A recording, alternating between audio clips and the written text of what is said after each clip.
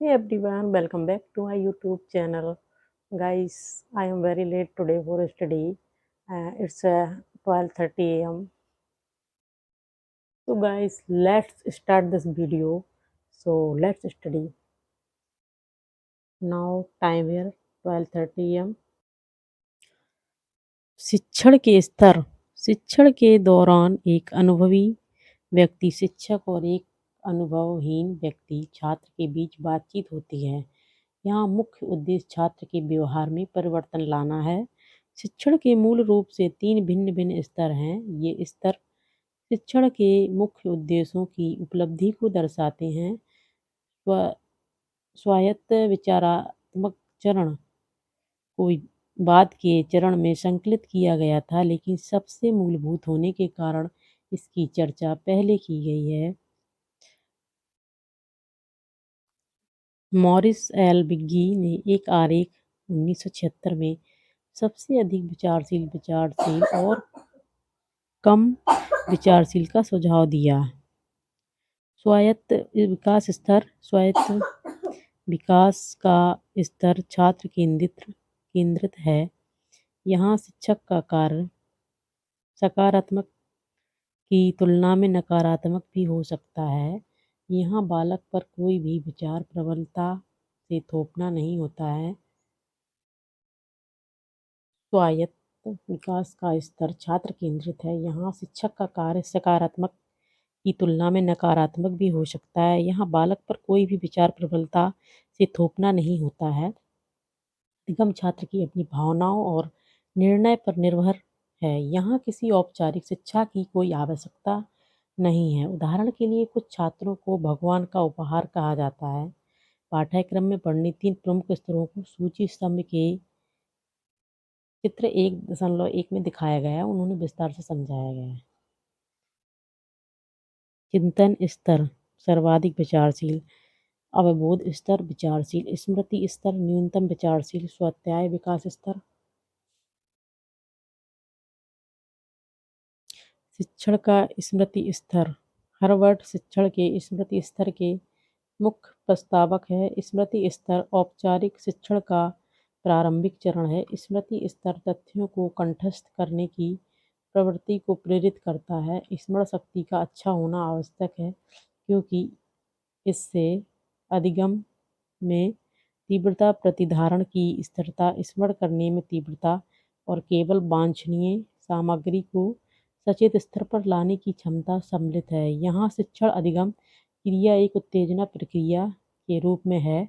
स्मृति स्तर पर शिक्षण और अधिगम मूल रूप से हमारी स्मृति में तथ्यात्मक सामग्री देने के बारे में है। मूल्यांकन प्रणाली में मुख्य रूप से मौखिक, लिखित और निबंध प्रकार की परीक्षा सम्मिलित है। एमएलटी के 3 महत्वपूर्ण पहलू निम्न रूप में दिए गए हैं। नंबर 1 सामग्री का अधिगम। नंबर 2 सामग्री का प्रतिधारण। आवश्यकता पड़ने पर सामग्री का पुनरुत्पादन। शिक्षण के स्मृति स्तर के उद्देश्य। नंबर 1 मुख्य उद्देश्य शिक्षार्थी को ज्ञान और सूचना प्रदान करना है। नंबर 2 यह तथ्यात्मक ज्ञान प्राप्त करने में सहायक होता है। नंबर 3 इसमें ब्लूम के वर्गीकरण में के ज्ञान आधारित उद्देश्यों को भी सम्मिलित किया गया है। शिक्षण मुख्य रूप से विषय केंद्रित है। छात्रों को नंबर 5 छात्रों को याद रखने वाली वस्तुएं सरलता से सिखाई जा सकती हैं, इसलिए विषय सामग्री को सुव्यवस्थित रखना आवश्यक हो जाता है। शिक्षण विषय केंद्रित है। इसमें ड्रिल, समीक्षा, संशोधन, प्रश्न पूछना आदि शिक्षण विधियों का उपयोग किया जाता है। इनसे दोहराव या अभ्यास करने में दक्षता प्राप्त की जा सकती है। इसकी सहायता से नए अनुभव से भी जुड़ा जा सकता है। प्रश्न तकनीकी का उपयोग यह जांचने के लिए किया जाता है कि शिक्षा के ज्ञान स्तर के उद्देश्यों को शिक्षण के ज्ञान स्तर के उद्देश्यों को प्राप्त किया गया है या नहीं। शिक्षक को स्टेट सेंटर, संसाधन प्रबंधक और मूल्यांकनकर्ता की भूमिका की निभानी पड़ती है। शिक्षार्थी की भूमिका निष्क्रिय होती है, क्योंकि विषय सामग्री, शिक्षण तकनीकी और शिक्षण पद्धतियाँ शिक्षक द्वारा तय की जाती हैं। यहाँ शिक्षण उपकरण के रूप में शिक्षण सहायक सामग्री जैसे कि दृश्य यंत्र, श्रव्य यंत्र, द्रव्य सहायक, मॉडल, चार्ट, मानचित्र, चित्र, टीवी, रेडियो आदि का उपयोग किया जाता है, जिससे शिक्षार्थियों में अधिगम प्रक्रिया के प्रति जिज्ञासा की भावना उत्पन्न होती है। छात्रों को श्रेष्ठतर रूप में सीखने के लिए आंतरिक भावना का होना आवश्यक है। शिक्षण के इस स्तर पर प्रेरणा की प्रकृति काफ़ी सीमा तक बाहरी होती है। शिक्षार्थियों के लिए मूल्यांकन प्रणाली में मुख्य रूप से मौखिक, लिखित और निबंध प्रकार की परीक्षा सम्मिलित है। मूल्यांकन पूर्व निर्धारित उद्देश्यों पर किया जाता है। यहाँ छात्रों की याद करने की शक्ति की जांच के लिए मौखिक और लिखित दोनों परीक्षाएं आयोजित की जाती हैं।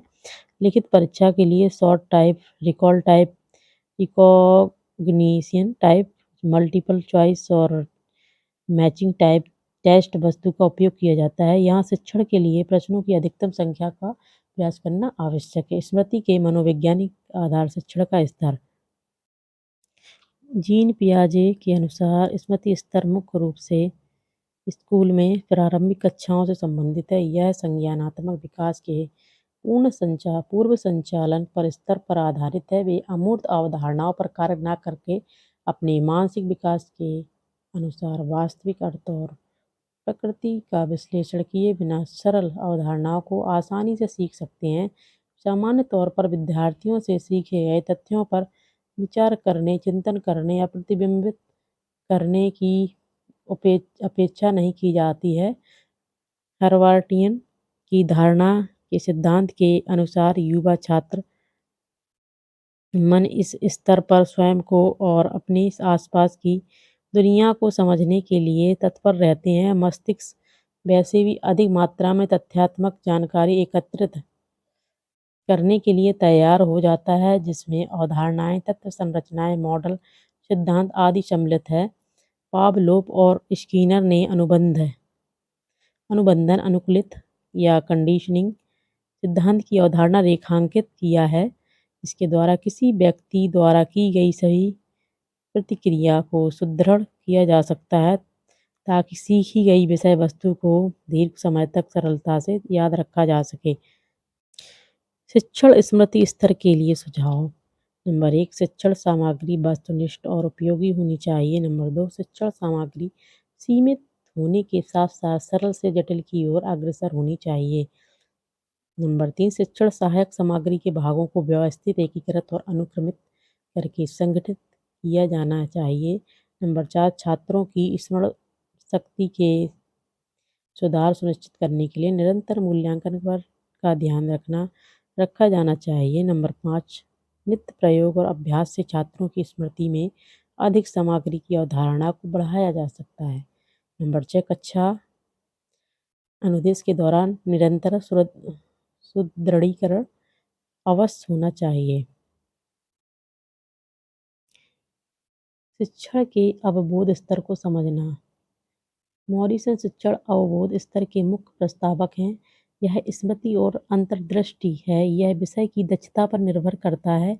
यह विद्यार्थियों को सामान्यीकरण सिद्धांतों, तथ्यों और अनुप्रयोगों भागों को समझाने के साथ उन्हें बौद्धिक व्यवहार विकसित करने के भी अधिक से अधिक अवसर प्रदान करता है। इस स्तर पर शिक्षण का स्तर स्मृति स्तर की तुलना में उच्च होता है।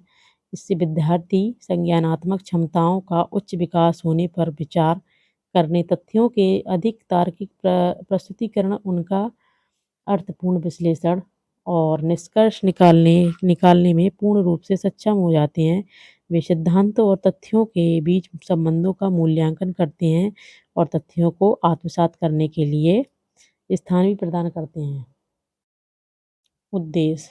संशोधित ब्लूम वर्गीकरण के अनुसार शिक्षण अवबोध स्तर का उद्देश्य निम्न उद्देश्यों पर आधारित है।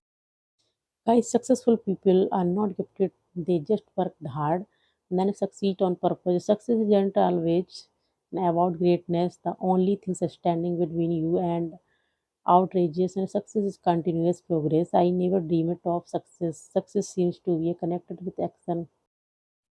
Hard work can help people develop characters, motivate themselves, overcome hardship, and achieve their goals. So many successful individuals have received or given helpful advice regarding hard work, as their achievements are often the result of their work ethic.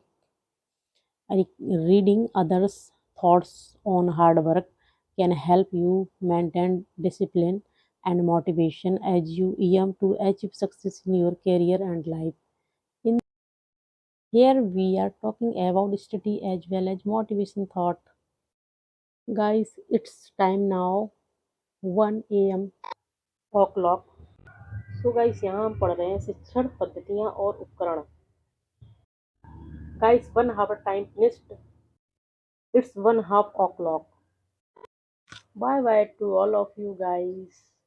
See you tomorrow. Bye bye. Take